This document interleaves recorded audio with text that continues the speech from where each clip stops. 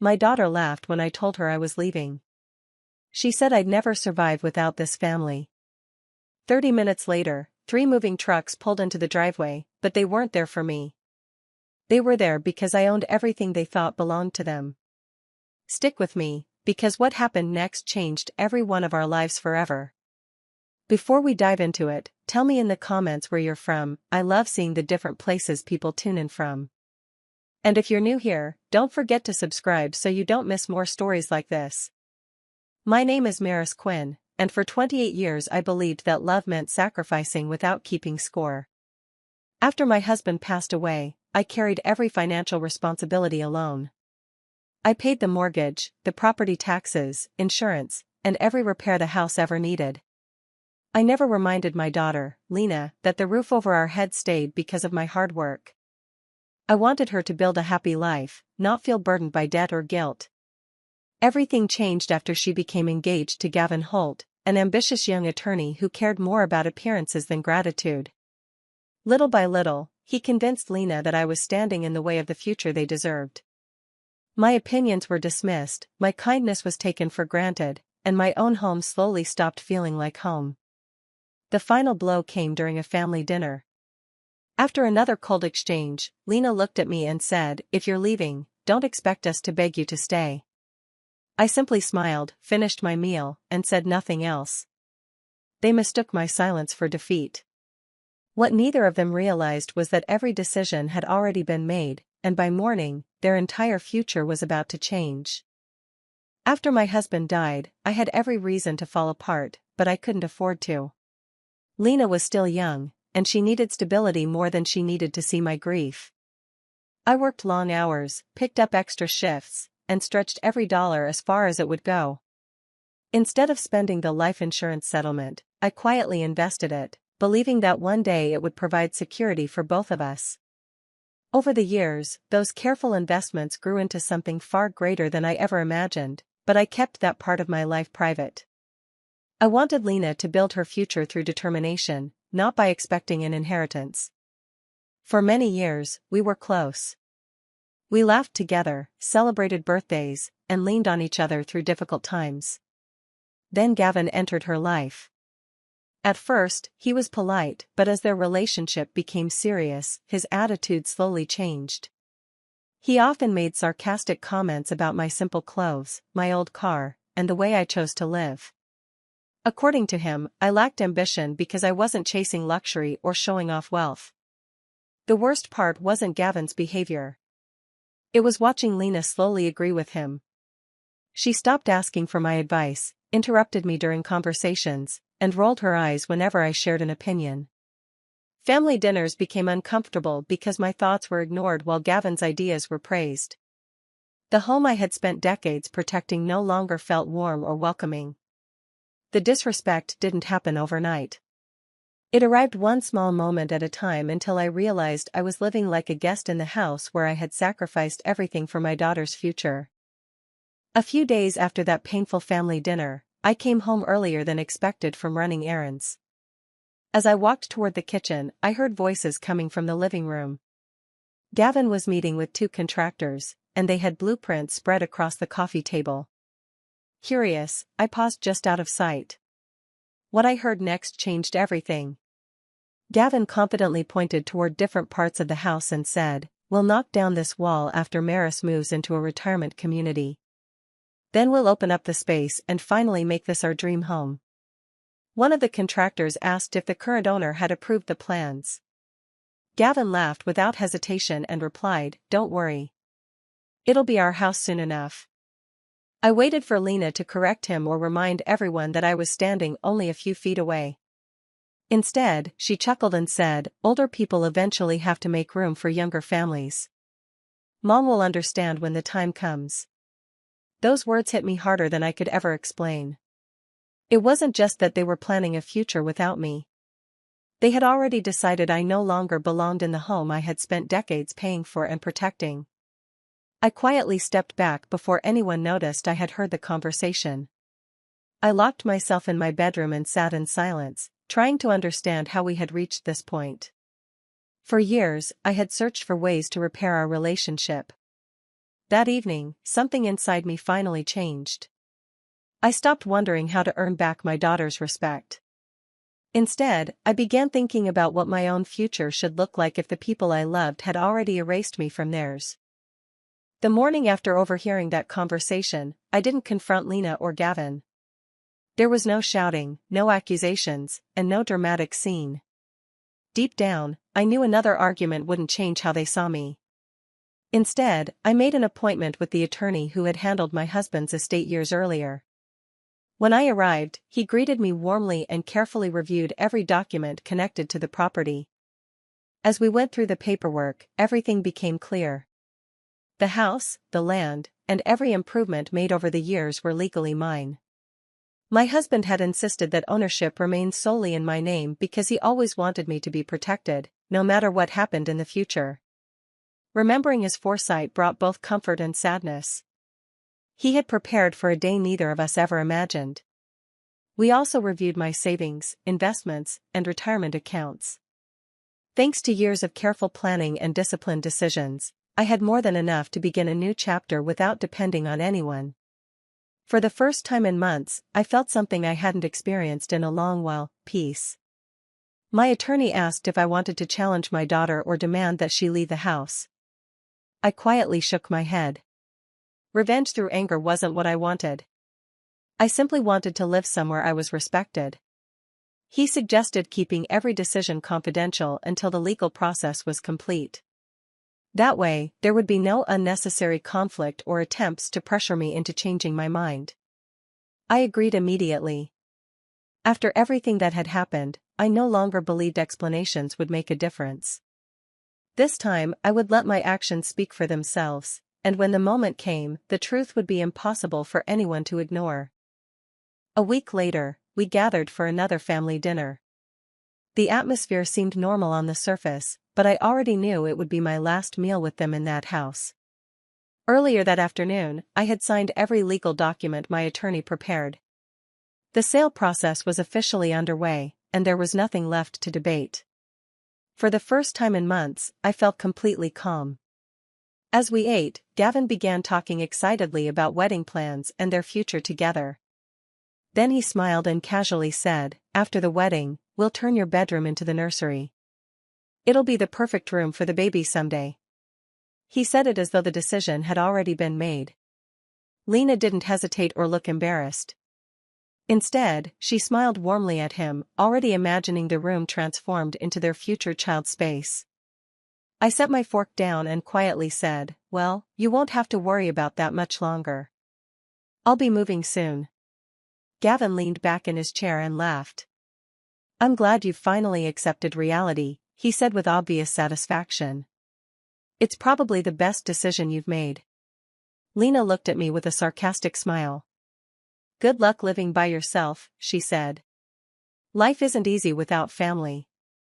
Her words stung, but not the way she expected. They no longer had the power to hurt me because I had already accepted the truth about where I stood in their lives. I simply nodded, wished them well, and continued eating.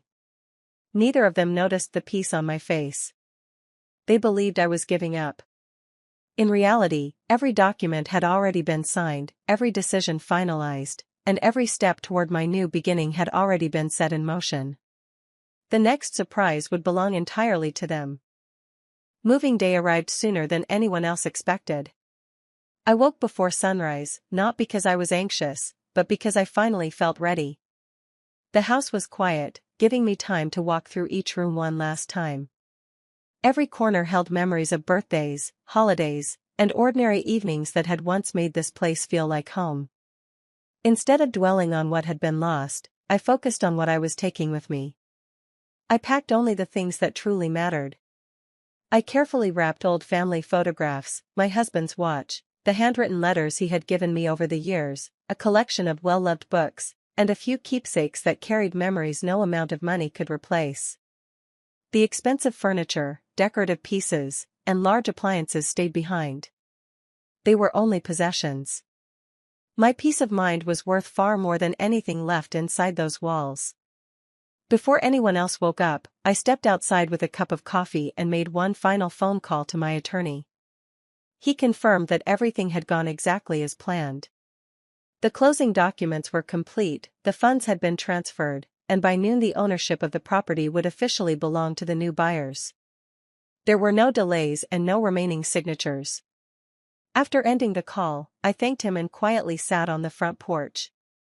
Inside the house, I could hear Lena and Gavin moving around, laughing as they prepared for what they believed would be another ordinary day. They had no idea that their plans for the future were about to disappear.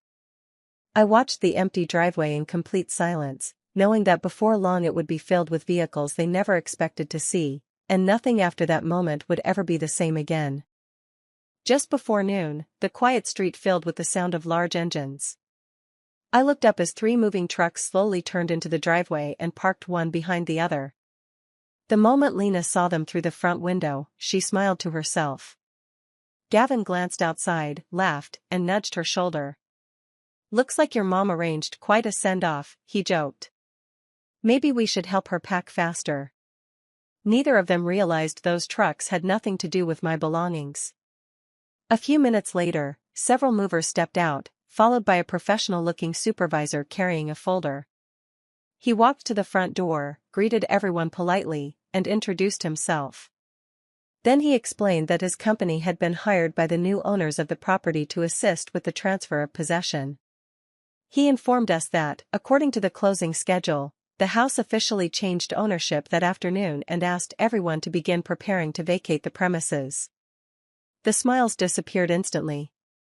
Lena stared at the man without saying a word, while Gavin frowned in complete disbelief. "You've got the wrong address," he said confidently. "This is our house." The supervisor calmly checked the documents in his folder before replying that the address and ownership records had been verified several times. Gavin turned toward me, expecting me to correct the misunderstanding.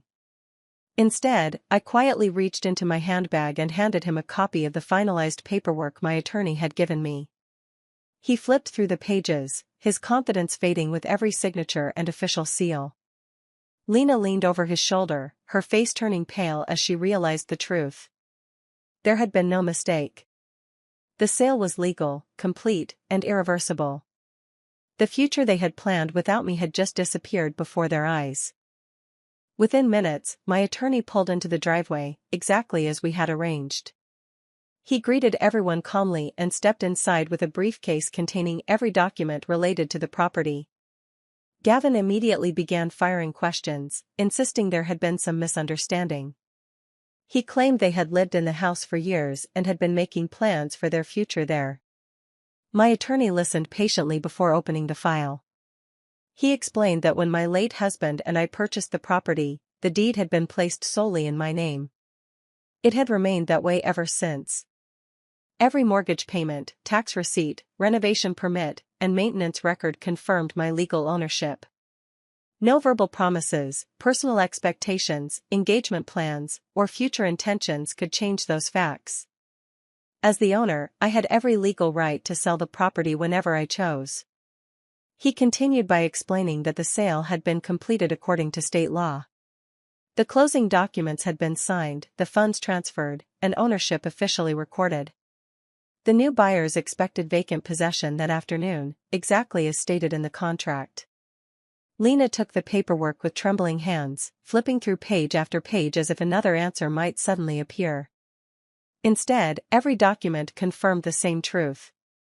There were no hidden conditions, no missing signatures, and no mistake waiting to be discovered. For several long moments, nobody spoke. Gavin's confidence had disappeared, replaced by complete disbelief. Lena slowly lowered the papers and looked at me with tears forming in her eyes.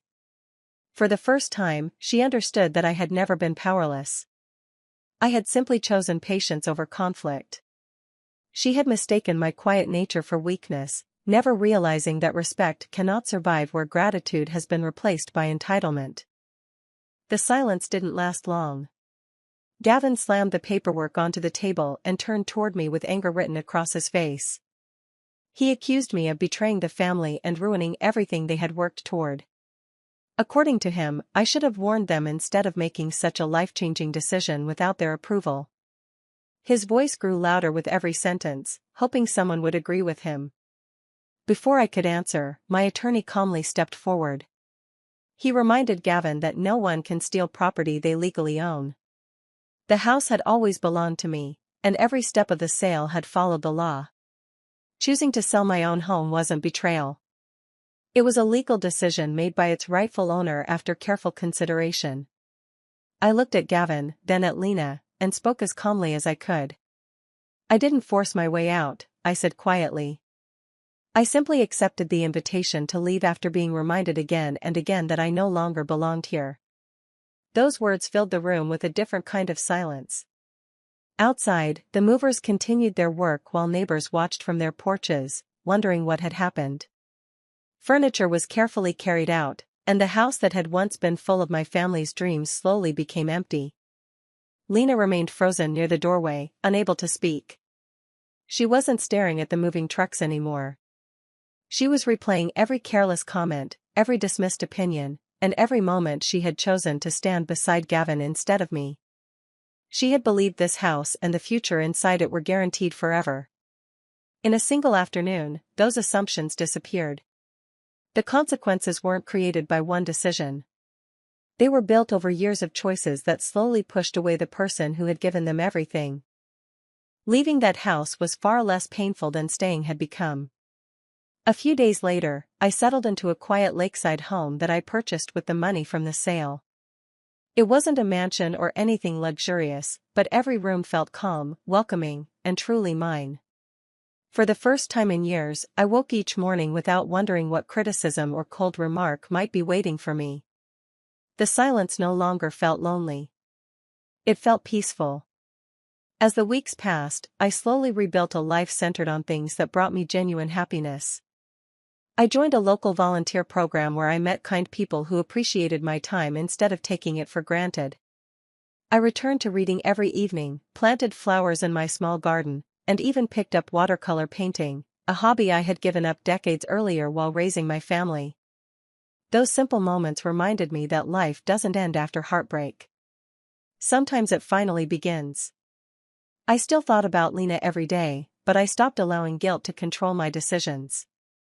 Loving someone doesn't mean accepting endless disrespect. Meanwhile, reality arrived quickly for Lena and Gavin. They struggled to find affordable housing in the neighborhood they wanted. Every apartment they liked was beyond their budget, and every house they considered required sacrifices they had never expected to make. Their carefully planned wedding became another financial burden, forcing them to postpone several expensive arrangements. The future they had imagined inside my old home no longer existed. For the first time, they had to build something through their own efforts instead of assuming everything would simply be handed to them. While they faced those challenges, I discovered something even more valuable than a new house. I found peace, confidence, and the freedom to live without constantly feeling unwanted. Several months passed before I heard a knock on my front door. When I opened it, Lena was standing there alone. Gavin wasn't with her, and for the first time in a long while, she didn't look confident or defensive. She looked exhausted. I invited her inside, made us both a cup of coffee, and we sat quietly for a few moments before either of us spoke. Finally, she looked at me with tears in her eyes and admitted that she had made a terrible mistake. She said she had allowed Gavin's ambitions and opinions to slowly change the way she saw me. Instead of appreciating everything I had sacrificed after her father's death, she began treating me like an obstacle standing in the way of the life she wanted. Looking back, she realized how many times she had ignored my feelings, dismissed my advice, and failed to defend me when I needed her most. She apologized sincerely, saying she was ashamed of the way she had spoken to me and especially of telling me that life wasn't easy without family. She admitted that she hadn't understood the value of family until she nearly lost hers completely. I listened without interrupting. When she finished, I reached across the table and gently held her hand. "I forgive you," I said quietly, because carrying anger only hurts both of us. But forgiveness doesn't erase the consequences of repeated choices. I explained that trust isn't rebuilt with one apology or one emotional conversation. It returns through honesty, consistency, and time. If we were going to have a healthy relationship again, it would have to be built slowly, one decision at a time. Lena nodded through her tears. For the first time in many years, we weren't arguing. We were finally telling each other the truth. After Lena's apology, neither of us felt ready to end the conversation. We stayed at the kitchen table for hours, speaking more honestly than we had in years. There were long pauses, quiet tears, and difficult truths that neither of us had ever said out loud. It wasn't an easy conversation, but it was one we should have had long before everything fell apart. I admitted that I had made mistakes too. For years, I ignored disrespect because I believed staying silent would keep peace in the family. Every time an unkind comment was overlooked or a boundary was crossed without consequences, I convinced myself it wasn't worth creating conflict. Looking back, I realized my silence had allowed unhealthy behavior to grow until it became normal. Lena listened carefully before sharing her own regrets. She admitted that she had confused independence with entitlement. As she focused on building a future with Gavin, she slowly stopped appreciating the sacrifices that had given her those opportunities. She began expecting my support without showing gratitude or respect in return. By the time she recognized what was happening, our relationship had already been badly damaged. Neither of us placed all the blame on the other. We both understood that families rarely fall apart because of one dramatic moment. Relationships weaken through countless small choices, ignored feelings, and conversations that never happen. Before Lena left that evening, we agreed on one important thing. We would not pretend the past had never happened. Instead, we would move forward as two adults willing to earn each other's trust again. Respect would no longer be assumed because we were family. It would be built through patience, honesty, and consistent actions. That commitment became the strongest foundation we had shared in years. The months that followed brought changes neither of us could have imagined a year earlier. Lena spent a great deal of time reflecting on the choices that had led to the collapse of our relationship. As she gained distance from everything that had happened, she began to see how much Gavin had encouraged resentment instead of respect. She also accepted that the final decisions had been hers alone. After many difficult conversations, she ended their engagement, realizing she could not build a healthy future with someone who had constantly divided our family. Starting over was not easy for her. She found a steady job, rented a small apartment, and learned to manage every expense on her own. There were moments when she struggled, but she stopped expecting someone else to rescue her from the consequences of her choices. She became more confident with every challenge she overcame through her own effort. I was always willing to listen whenever she needed advice or encouragement, but I made one promise to myself. I would support her emotionally without removing every obstacle from her path. She needed the opportunity to build confidence through responsibility, just as I had done after losing her father. Little by little, our relationship became healthier than it had been in years. We spoke honestly, respected each other's boundaries, and no longer assumed forgiveness meant forgetting. Trust continued to grow because our actions finally matched our words. When the holidays arrived, Lena visited my lakeside home carrying homemade dessert instead of expectations. We cooked dinner together, laughed over old family memories, and watched the sunset from the porch. We weren't together because guilt or obligation demanded it. We were together because we had both chosen to rebuild our family on respect, gratitude, and genuine love. Looking back now, I understand that betrayal rarely begins with one cruel sentence or one unforgettable argument. It usually grows quietly through small moments that seem insignificant at first. A disrespectful comment goes unchallenged. Gratitude slowly disappears. Kindness is mistaken for weakness, and eventually someone who has sacrificed everything begins to feel invisible in their own home. By the time the damage becomes impossible to ignore, the relationship has already been weakened by countless choices. Selling the house was never about getting revenge on my daughter or proving that I had the upper hand. It wasn't a punishment. It was the moment I finally chose to protect my own dignity after years of believing my feelings mattered less than everyone else's. Walking away was painful, but staying somewhere I was no longer respected would have been even harder. Life taught both Lena and me valuable lessons. She learned that love cannot survive without appreciation, and I learned that silence is not always kindness. Healthy relationships require honest conversations, clear boundaries, and mutual respect before resentment has the chance to grow. Today our relationship is stronger because it is built on truth instead of assumptions. We value our time together because we know how easily it can be lost when pride replaces compassion. Whenever I think about those moving trucks pulling into the driveway, I no longer remember them as the day my family fell apart. I remember them as the day the truth finally came into the open. The trucks didn't destroy our family. They revealed what had been hidden for years and gave us the opportunity to rebuild something far healthier. Sometimes walking away isn't the end of a family story. Sometimes it's the beginning of a better one.